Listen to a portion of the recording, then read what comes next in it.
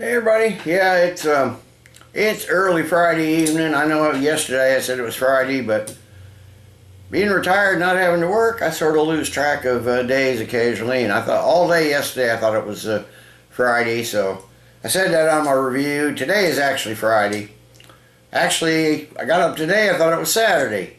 Today I'm going to do one that came out from Sierra Nevada. Came out first time last year. The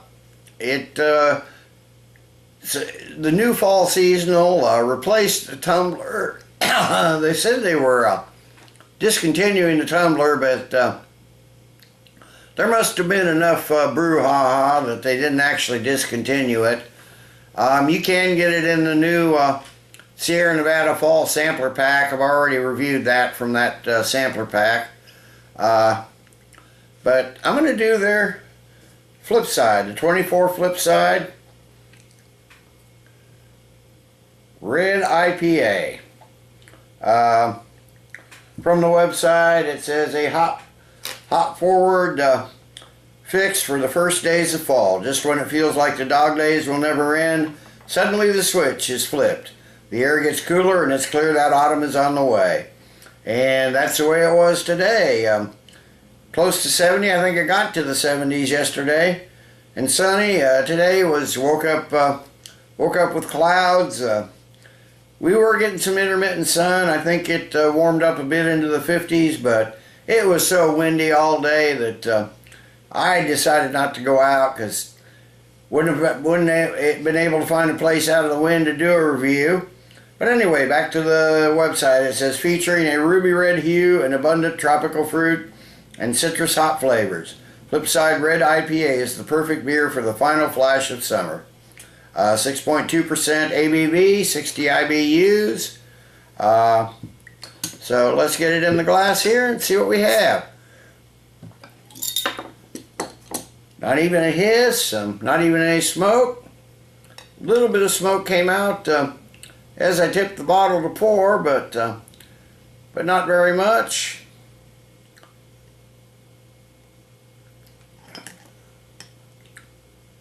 Using my actual Dogfish Head IPA glass. I got a couple of the Spiegelau glasses, but yeah, we got a nice mahogany,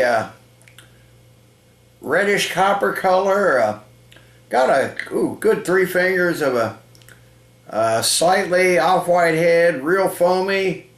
I probably could have gone a little easier on that pour, but I didn't. But nice looking beer. Looks like a bunch of carbonation streaming up. Let's see if we can get a nose on this or all this head. Okay, yeah, I'm getting a bunch of caramel. There's some fruit sweetness in there. Nice hot presence too. Grapefruit primarily. But mostly citrus. There's a little pine there, so some orange, maybe some tropical fruit like papaya, some tangerine. You can tell it's an IPA and it's a Sierra Nevada IPA. So what do you expect? The hops dominate, and there are some malts, but that's about it. So let's get a taste on it.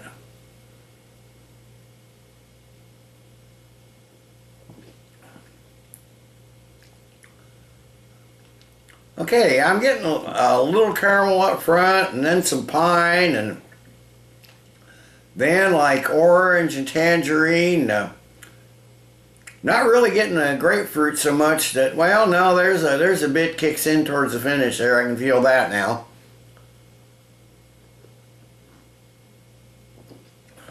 But along with pine and the sweeter citrus fruits like orange and tangerine, I get those up front, and then some like balancing hops in the middle, and then finally towards the finish, I get a little more of those lightly bitter malts. It's 60 IBUs, so it's not all that bitter, but there is some bitterness there on the finish. The finish is kind of sweet and and you get a little caramel, but there is also a lightly bitter aftertaste with it.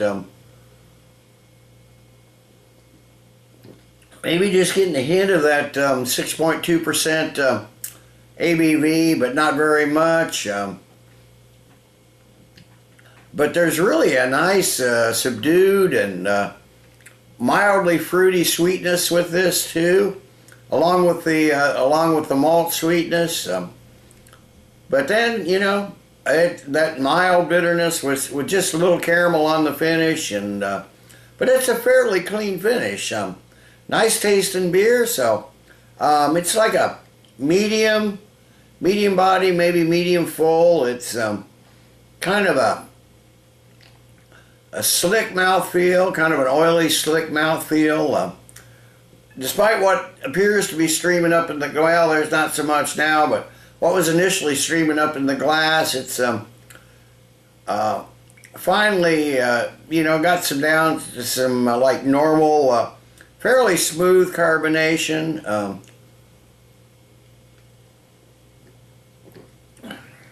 It's slightly crisp to start and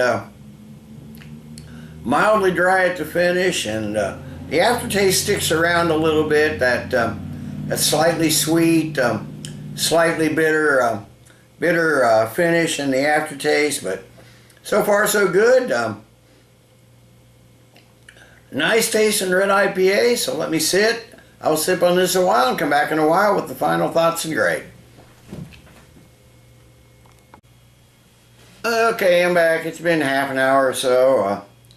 Yeah, I've been enjoying this. I'm not sure, again, like I said last year, I'm not sure an IPA is really a fall seasonal beer, but that's what Sierra Nevada did. I thought, even though I wasn't a big fan of Tumbler, I thought it was a more appropriate fall beer, but at least you can still get it for those who really like it. So that's a good thing. But yeah, this is a nice, kind of tropical, kind of citrusy, kind of malty IPA that is pretty tasty. Nothing stellar, nothing great, nothing outstanding, nothing you're gonna remember forever. It's worth getting if you see it on the shelf, but certainly not worth going out of your way to look for.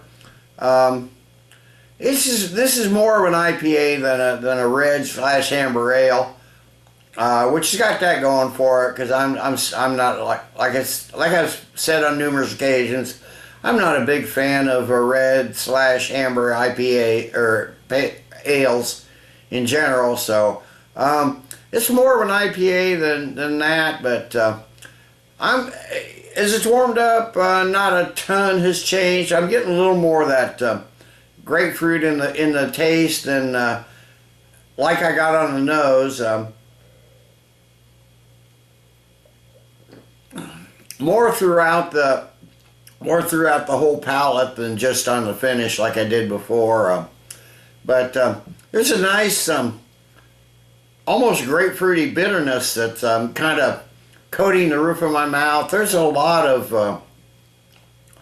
hops in this, that's for sure, and a lot of resin that is really sticking around, and the mouthfeel seems to be, or the aftertaste seems to be sticking around a lot longer than it was. But it's a good hop profile. It's malty, but it's not over malty, and decent beer. And I think I'll probably give it the Sierra Nevada Flipside 2014 version.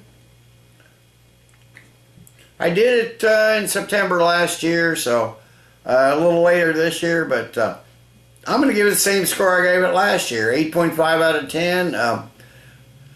Decent drinkable beer, like I said, not worth going out of your way for, but if you see it, it's definitely worth picking up. So, till next time, everybody, cheers. Let's keep drinking good beers.